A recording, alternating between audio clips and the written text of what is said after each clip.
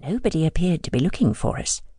"Never mind," I said. "We've got the address. We'll just take a taxi." Secretly, I was quite relieved. I needed a shower and change of clothes before meeting anybody.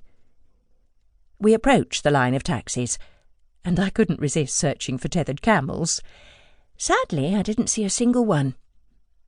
A white-robed Arab with white headdress detached himself from a group and ushered us into his taxi. The car was modern, clean and air-conditioned. Gratefully, we sank into the comfortable seats. "Look," I whispered. "He's even got a feather duster to keep his cab clean." I didn't know then that the feather duster on the dashboard served another purpose. The journey to our hotel took nearly an hour, which surprised me. Previously, I'd located both hotel and airport on a map, and they hadn't seemed so far apart.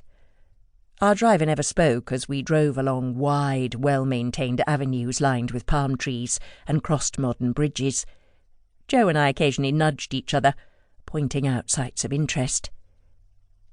As we approached the city of Manama, the buildings became skyscrapers, stretching up to the empty blue sky. Vast white stone sculptures adorned the highway, including one that looked familiar from my internet research. This one had massive curved legs and supported a huge stone ball. Beneath it, a water fountain played. It stood in the centre of a large roundabout, the intersection of many motorways. "Joe, look! That's quite a famous statue, the Pearl Monument. The ball on the top represents a pearl and reminds people of what Bahrain used to trade." "Yes, I see it. Vicky, are you sure you gave the driver the right address? We seem to have been in this taxi for hours." "Quite sure." Darina had already told me that the teachers would be accommodated in a hotel before being moved into brand new apartments that the school was building for us. Darina told me the new apartments will be ready in a week or so. This hotel is just a temporary measure. Signposts were written in English and Arabic. Traffic was heavy, and every car seemed to be more expensive, larger and cleaner than the last. How do they keep their cars so clean in this dust? I wondered. And what are those round donut shapes burnt into the road? We passed shops and restaurants, all closed. We passed many shopping malls, advertising familiar brands, Marks and Spencer, Virgin, Starbucks, Kentucky Fried Chicken.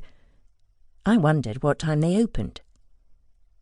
At last the taxi stopped in front of a tall building with dark-tinted windows. The driver helped Joe pile up the luggage on the roadside. There was no pavement, and sweat poured from Joe's brow, dripping down his nose and into the soft desert sand. "How much is that?" Joe asked, opening his wallet. "That'll be 17 BD, said the driver, avoiding eye contact. "That sounds very reasonable," said Joe, handing the driver one of our crisp new 20 BD Bahraini dinar notes, decorated with a smiling King Hamad on one side and a splendid mosque on the other. "Keep the change." While Joe and the driver had been manhandling the luggage, I'd been reading the stickers inside the cab.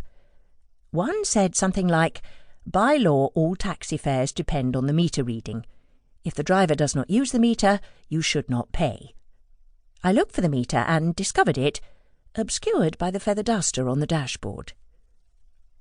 "That taxi was a bargain, wasn't it?" said Joe as the taxi roared away, throwing up clouds of sand. "I only paid him 20 BD. I wasn't so sure. I said nothing then, but checked later. My suspicions were correct. At the very most, the trip should have lasted 20 minutes, and 20 BD translated to about £34 or $53. We had been taken for a ride. Literally. The fare should have been between 3 and 5 BD. The sun beat down without mercy. I stared at my feet as I stood in the sand, my shoes already covered in a layer of dust. Perhaps it was the long journey and tiredness, but I was transfixed by my footprints in the sand. First impressions. I blamed Joe, of course. It was August 2010, and our lives had just been spun upside